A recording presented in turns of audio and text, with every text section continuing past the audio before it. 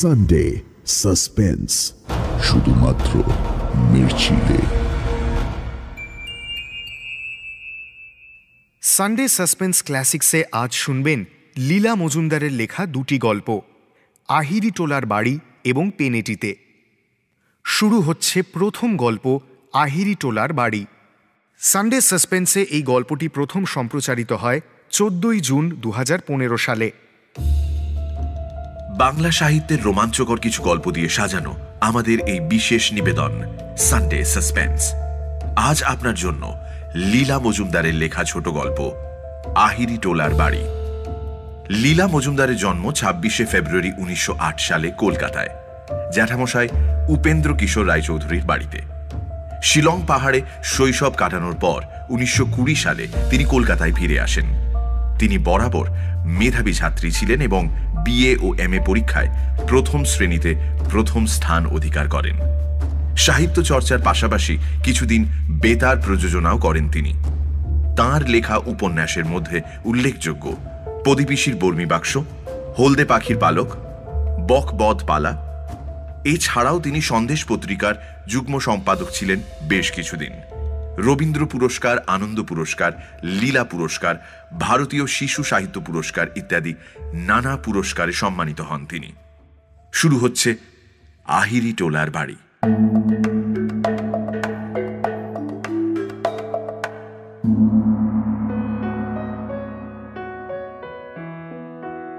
আহিরিটোলা কোথায় জানো তো?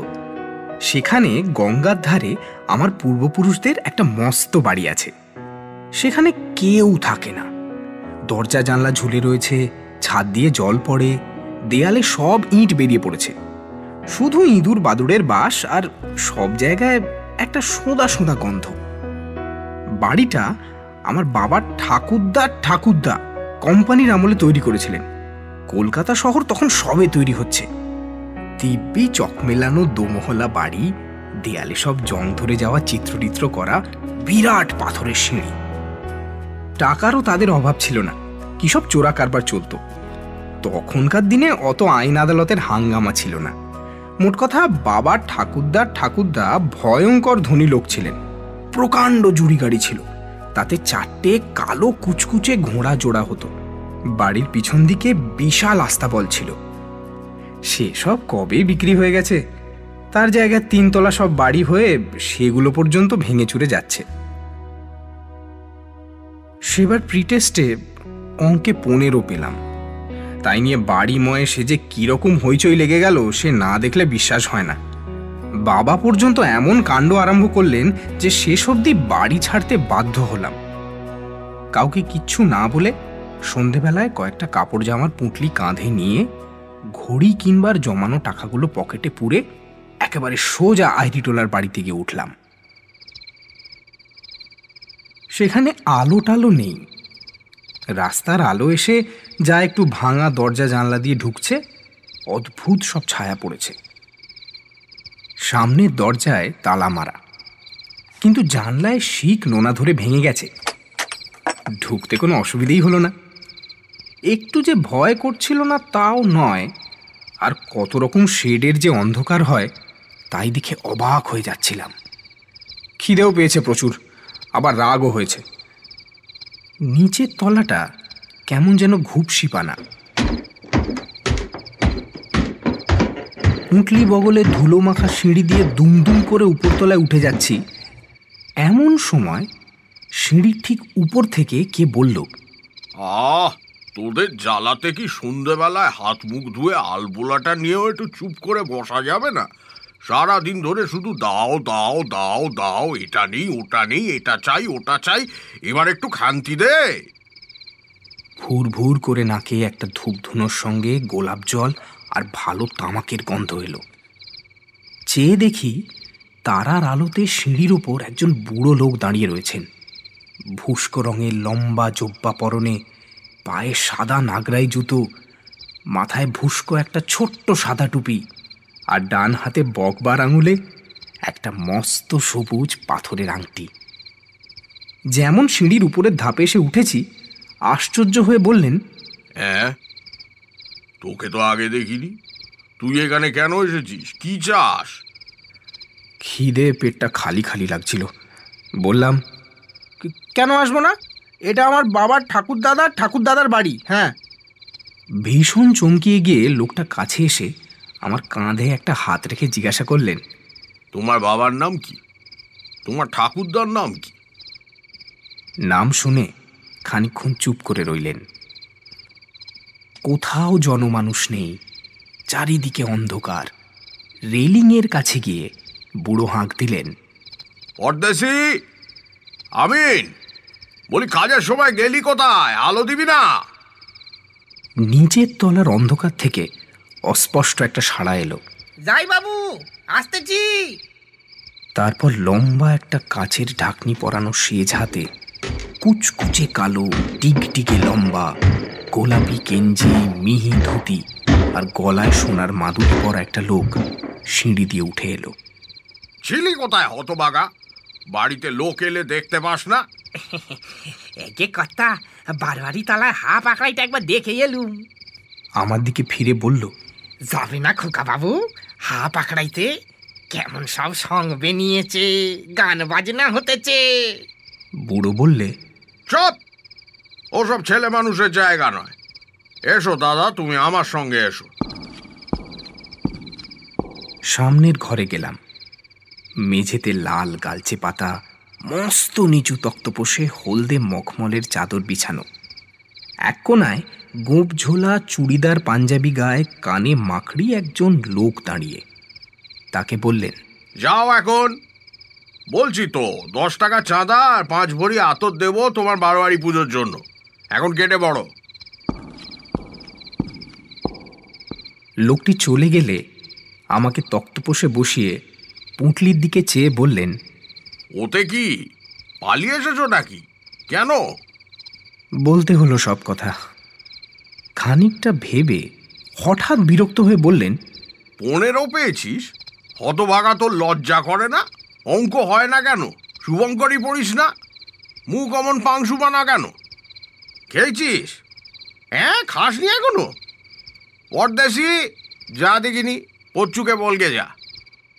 পরদেশি চলে গেলে বললেন, আমার কখনো একটা অঙ্ক কষতেও ভুল হতো না, আর তুই বেটা একেবারে 15 পেলি? জানিস, নবাবের কাছ থেকে সার্টিফিকেট পেয়েছিলাম, হৌসের সব হিসেবের ভুল শুধরে দিতাম। দাঁড়া, কুট্টিকে ডেকে পাঠাই, সে তোকে অঙ্ক শিখিয়ে দেবে। পরদেশি একটা রূপোর থালায় করে লুচি, সন্দেশ, ছানা মাখা আর 1 গিলাস বাদামের শরবত এনে দিল। তারপর বারান্দার কোণে শ্বেত পাথর দিয়ে বাঁধানো স্নানের ঘরে আরাম করে হাত পা ধুয়ে, পাশের ঘরে কারিকুরি করা খাটে সাদা বিছানায় শুয়ে সারা রাত ঘুমোলাম। সকালে পরদেশি এসে ডাক দিল, বলি কুট্টি বাবু আঁক শেখাতে এসেছেন, চলো চলো। হ্যাঁ চল। কুট্টিবাবু এসে চিত্রকরা পাটিতে বসে সারাটা সকাল আমাকে অঙ্ক কষালেন। পরদেশি কোনো কথা না বলে দুজনকে 2 গিলাস দুধ দিয়ে গেল। বই নেই, পুঁটলিতে খাতা পেন্সিল ছিল, তাই দেখে কুট্টিবাবু মহা খুশি। কি বলবো, যেসব অঙ্ক সারা বছর ধরে বুঝতে পারছিলাম না, সেসব যেন জলের মতো সোজা হয়ে গেল। কুট্টিবাবুর বই দরকার হয় না, সব মাথার মধ্যে ঠাসা। উনি চলে গেলে বারান্দায় বেরিয়ে দিনের আলোতে ভালো করে চেয়ে দেখি এরা সব বাড়িঘর ঝকঝকে পরিষ্কার করে ফেলেছে। উঠোনের ধারে ধারে বড় বড় টবে করে কত রকম পাতাবাহারের গাছ, আর উঠোনে দাঁড়ের ওপর লাল, নীল, হলদে, সবুজ মস্ত মস্ত তোতা পাখি রোদে বসে ছোলা খাচ্ছে।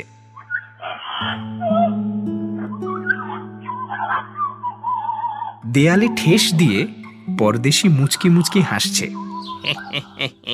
কাকে খুঁজছো খোকা বাবু?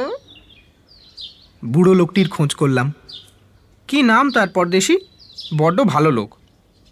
পিছন থেকে তিনি নিজে বললেন, আমার নাম শিবেন্দ্র নারায়ণ, লোকে শিবু বাবু বলে ডাকে। তুমি নাকি ভালো করে অঙ্ক কষেছ, কুট্টি বলছিল। এই নাও তার পুরস্কার। আমার হাতে একটা মস্ত সোনার মোহর গুঁজে দিলেন। ও কি পরদেশি? বাইরের দরজায় কারা যেন মহা ধাক্কাধাক্কি চেঁচামেচি করছে।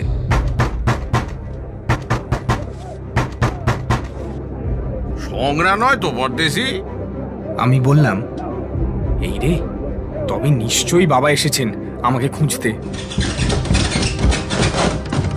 ছুট্টে নিচে গিয়ে দরজা খুলে দিলাম। মা, বাবা, বড় কাকা আর পিসেমশাই এসেছেন। ইস, কি সাংঘাতিক ছেলে বাবু তুমি! এই খালি বাড়িতে অন্ধকারে কালি ঝুলের মধ্যে খাওয়া নেই দাওয়া নেই দিব্যি রাত কাটিয়ে দিলে, বলিহারে তোমাকে। অবাক হয়ে তাকিয়ে দেখি এক মুহূর্তের মধ্যে পরিষ্কার তকতকে উঠোন, তোতা পাখির শাড়ি, পাতাবাহারের গাছ সব উড়ে গেছে। পাগলের মতো দৌড়ে উপরে উঠলাম। খালি ঘর খাঁ খাঁ করছে। ভাঙা স্নানের ঘরে শ্বেত পাথরের সব টালি খুলে পড়ে আছে। পরদেশি, ও পরদেশি, শিবুবাবু, কোথায় তোমরা? পরদেশি! বাবা আমাকে খপ করে ধরে ফেললেন।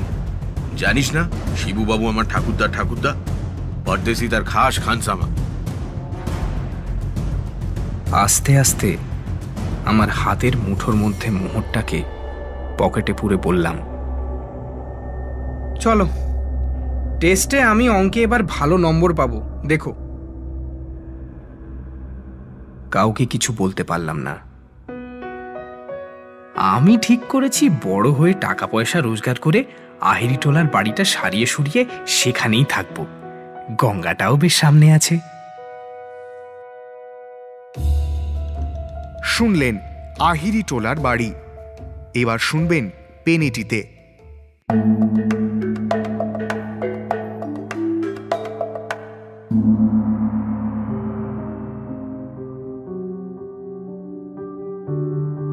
পেনেটিতে একেবারে গঙ্গার ধারে আমার বড় মামা একটা বাড়ি কিনে বসলেন। শুনলাম বাড়িটাতে নাকি ভূতের উপদ্রব, তাই কেউ সেখানে থাকতে চায় না। সেই জন্য বড় মামা ওটাকে খুব সস্তাতেই পেয়েছিলেন। যাই হোক, বিয়ে টিয়ে করেননি, আপত্তি করবার লোকও ছিল না। মেজো মাসিমা একবার বলেছিলেন বটে, নাই বা কিনলে দাদা, কিছু নিশ্চয়ই আছে, নইলে কেউ থাকে না কেন? বড় মামা রেগে মেগে বাড়ির কাগজপত্র সই করবার আগে ওদের কুস্তির আড্ডা দুজন সন্ডাকে নিয়ে সেখানে দিব্যি আরামে দুরাত কাটিয়ে এলেন। সন্ডাদের অবশ্যই সব কথা ভেঙে বলা হয়নি। তারা দুবেলা মুরগি খাবার লোভে মহা খুশি হয়েই থাকতে রাজি হয়েছিল। পরে আড্ডায় ফিরে এসে যখন বড় মামা ব্যাপারটা খুলে বলেছিলেন, তখন তারা বেজায় চটে গিয়েছিল। যদি কিছু হতো দাদা, গায়ের জোর দিয়ে তো ওনাদের সঙ্গে পেরে ওঠা যেত না। 2 মাস পরে বড় মামা সেখানে রেগুলার বসবাস শুরু করলেন। সঙ্গে গেল বঙ্কু ঠাকুর। তার রান্না যে একবার খেয়েছে সে জীবনে ভুলেনি।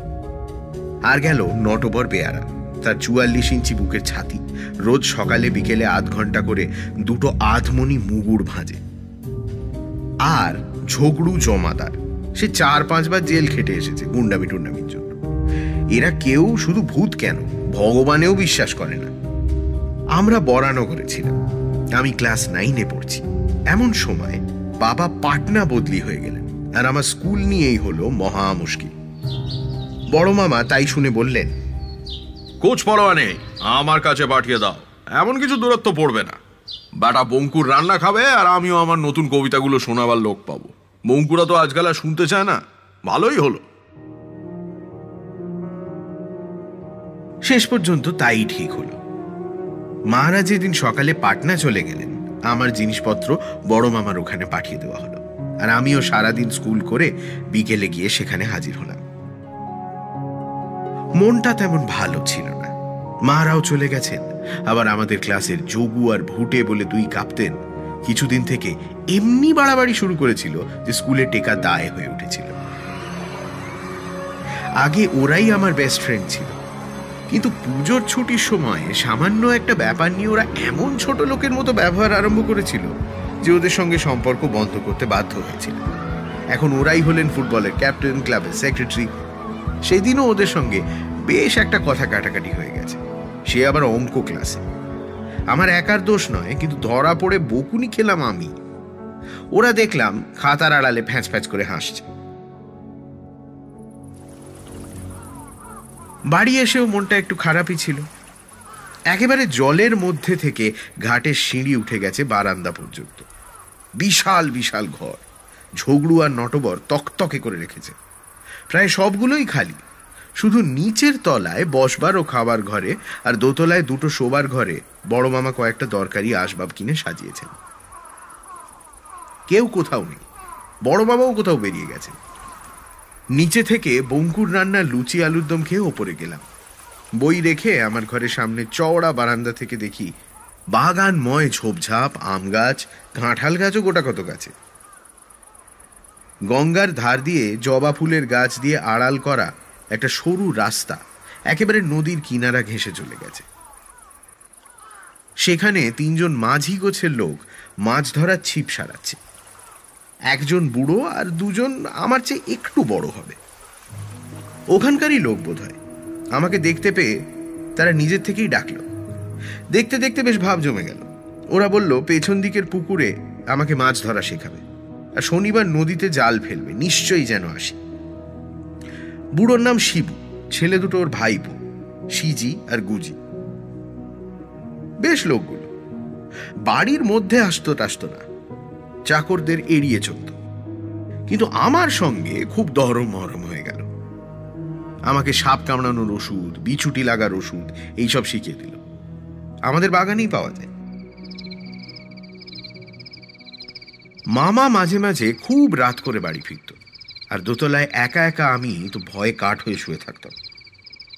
শিবুদের কাছে সে কথা জানাতেই যেদিনই মামা বেরোতেন সেদিন ওরা জলের পাইপ বেয়ে ওপরে উঠে বারান্দায় বসে আমার সঙ্গে কত যে গল্প করতো তা ঠিক নেই। সব মাঝিদের গল্প, ঝড়ের কথা, নৌকা ডুবির কথা, কুমির আসার কথা, হাঙর মারার কথা, সমুদ্রের কথা, এই সব। ওদিকে স্কুলের ঝগড়া বাড়তে বাড়তে এমন হলো যে ওই যোগু, ভুটে আর নীলো বলে ওদের কি এক সাকরের জুটেছে, এই 3 জনকে অন্তত আচ্ছা করে শিক্ষা না দিলে চলে না। শিবু বলল, বাবু এইখানে ডেকে এনে সবাই মিলে কষে পিটুনি লাগাই। বললাম, না রে, শেষটা স্কুল থেকেই নাম কাটিয়ে দেবে। তার চেয়ে এখানে এনে এমনি ভূতের ভয় দেখাই যে বাছাধনদের চুল দাড়ি সব খাড়া হয়ে যাবে। তাই শুনে ওরা 3 জনেই হেসে লুটোপুটি। আমি বললাম, দেখ, তোদের 3 জনকে কিন্তু ভূত সাজতে হবে, আর আমি ওদের ভুলিয়ে ভালিয়ে আনবো। তোদের সব সাজিয়ে গুজিয়ে দেব। হ্যাঁ, সাজিয়ে গুজিয়ে দেবেন কেন বাবু? রং টাং মাখিয়ে দেবার দরকার হবে না, 3টে চাদর দেবেন। আমরা সাদা চাদর গায়ে জড়িয়ে গঙ্গার ধারে ঝোপের মধ্যে এমনি এমনি করে হাত লাড়তে থাকবো আর ও শব্দ করব।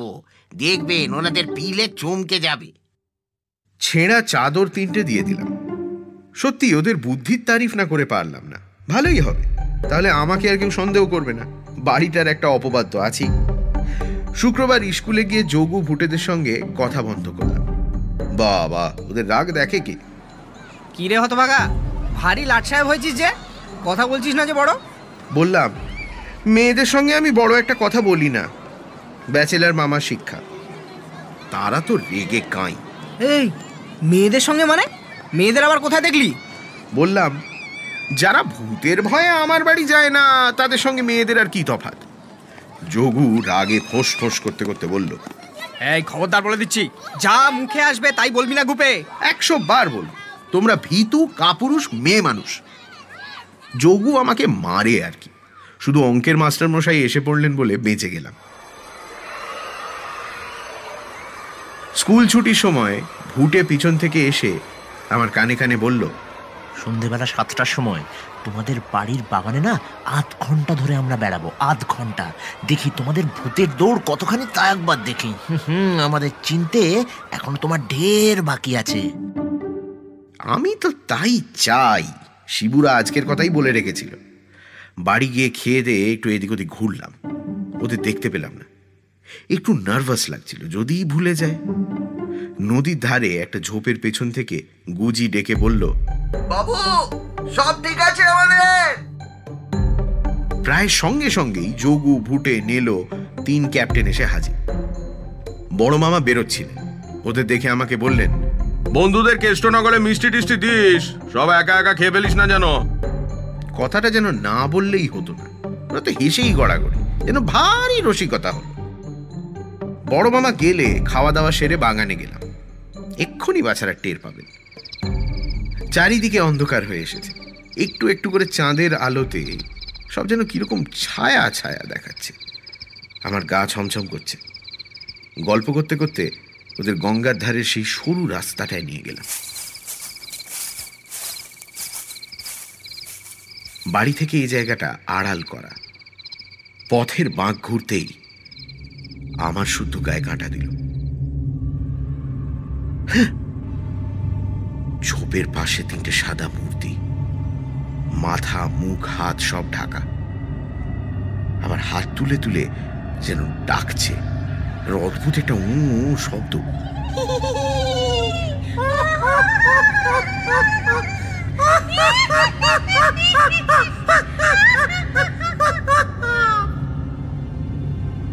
একটু একটু হাসিও পাচ্ছিল। যোগুরা 1 মিনিটের জন্য ভয়ে সাদা হয়ে গেছিল। তারপর আমার দিকে তাকিয়ে, তবে রে হতভাগা, চালাকি করবার জায়গা পাসনি বলে ছুটে গিয়ে চাদর শুদ্ধ মূর্তিগুলোকে জাপটে ধরল। তারপরের কথা আমি নিজের চোখে দেখেও যেন বিশ্বাস করতে পারছি না। তোমরা আর কি করবে? ছোঁবা মাত্র মূর্তিগুলো যেন ঝুরঝুর করে হাওয়ায় মিলিয়ে গেল। শুধু চাদর 3টে মাটিতে পড়ে রইল। যোগু ভুটে নেল, তক্ষুনি মূর্ছা গেল। আমি পাগলের মতো ও শিবু, ও সিজি, ও গুজি করে ছুটে বেড়াতে লাগলাম। গাছের পাতার মধ্যে দিয়ে ঠান্ডা বাতাস বইতে লাগলো। আর গোলযোগ শুনে বঙ্কু, নটবরা, ঝগড়ু হল্লা করতে করতে এসে হাজির হলো।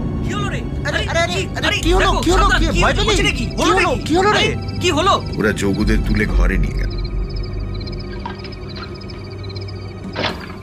চোখে মুখে জল দিল। আমার গায়ে মাথায়ও মিছি মিছি 1 বালতি জল ঢাললো। মামাকেও পাড়া থেকে ডেকে আনা হলো।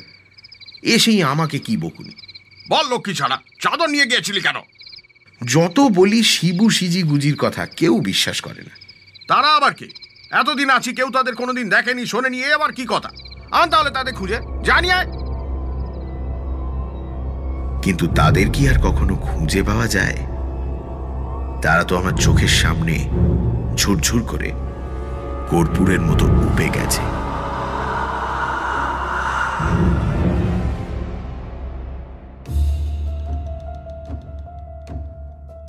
সানডে সাসপেন্স ক্লাসিক্সে আজ শুনলেন লীলা মজুমদারের 2টি গল্প, আহিরি টোলার বাড়ি এবং পেনেটিতে।